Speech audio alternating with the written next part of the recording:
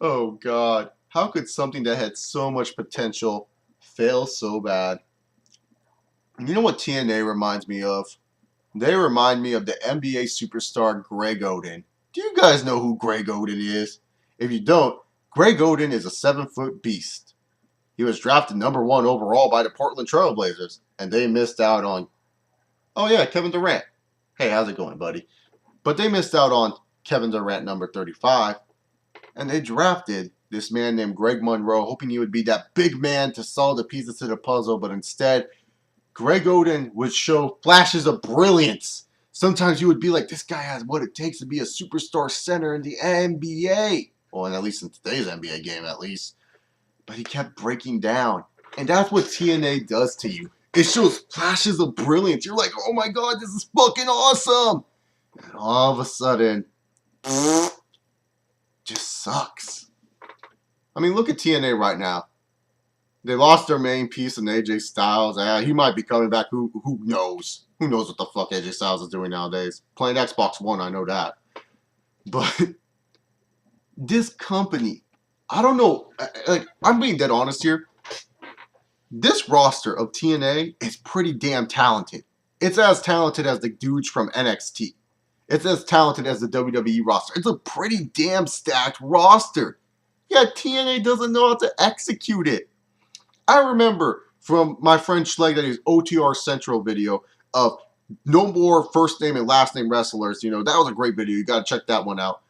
In his Holiday Humbug series. And there was a comment down below that said, you know, it's kind of funny that TNA actually got the first name, last name down, and they have great nicknames for all their superstars. I mean, the phenomenal AJ Styles, the Samoan Submission Machine Samoa Joe, Notorious 187 Homicide, Wildcat Chris Harris, Tennessee Cowboy James Storm, King of the Mountain Jeff Jarrett. Hell, they even added a nickname to Christian. Like, what was Christian's nickname besides Edge's brother back in the day? They added the instant classic to Christian. The Monster Abyss. Oh my God, they added so many good nicknames to these characters, and yet none of these motherfuckers are over. Hell, man, you'll be lucky if some people know who the hell AJ Styles is. I know most of you internet wrestling fans, the reason why you probably tuned into TNA was just to see, hey, what's AJ Styles doing? I honestly, in most recent years, especially the year of 2013 because of Aces and Eights bullshit, I was more interested in AJ Styles and what he was doing with the stupid hood than what Aces and Eights was doing. It just seems like TNA, when they have these good ideas, they just don't know how to execute on them.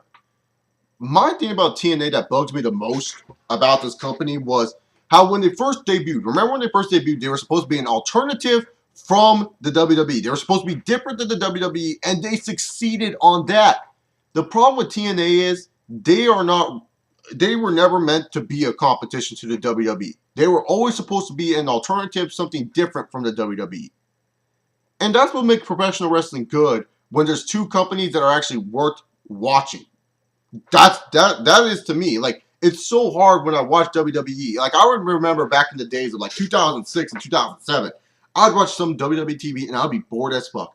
And I couldn't wait till Thursday nights or Saturday nights before TNA changed. When I would be like, oh, I can't wait to watch Impact this week just to see something different. Because I was sick and tired of seeing Cena going, I'm the champion! And then Edge going, Spear! Oh, I freaking cashed in my 8th Money in the Bank ladder contract. I don't know why. Ultimate Opportunities. And Batista every single time going, rematch, rematch. I want my rematch, rematch, rematch, rematch, rematch.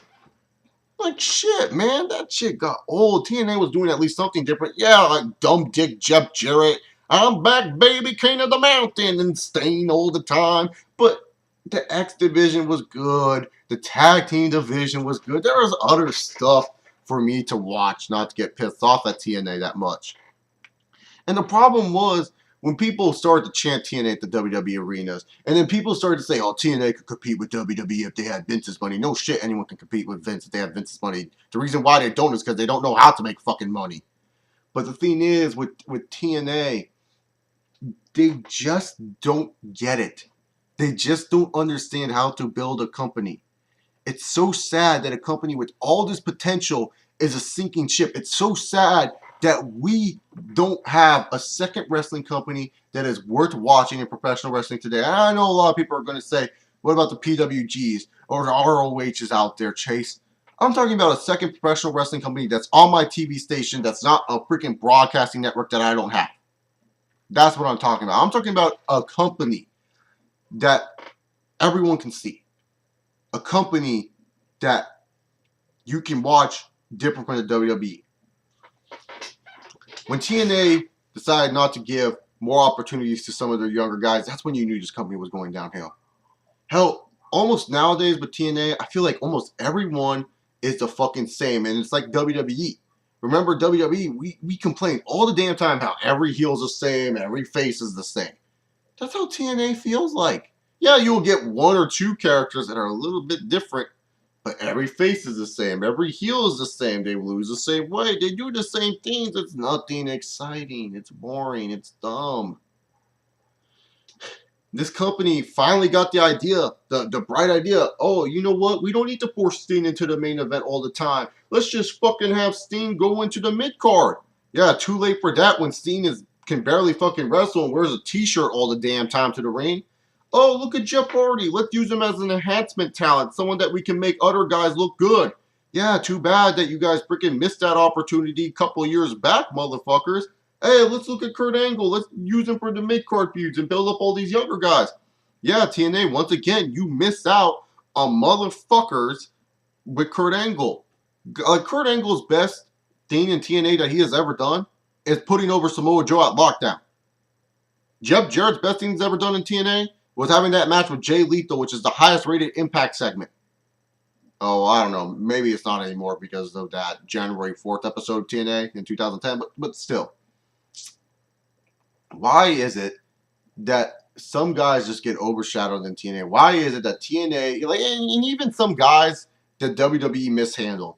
Okay, the Christian they didn't mishandle. I know a lot of people will be like, oh well, they took opportunities of Christian. Yeah, they did, but Christian was dropping the belts to dumb dicks like Steen and Jeff Jarrett. He wasn't dropping the belts, and Kurt Angle. He wasn't dropping the belt to like an AJ Styles or a Monty Brown, people that actually would deserve that type of rub.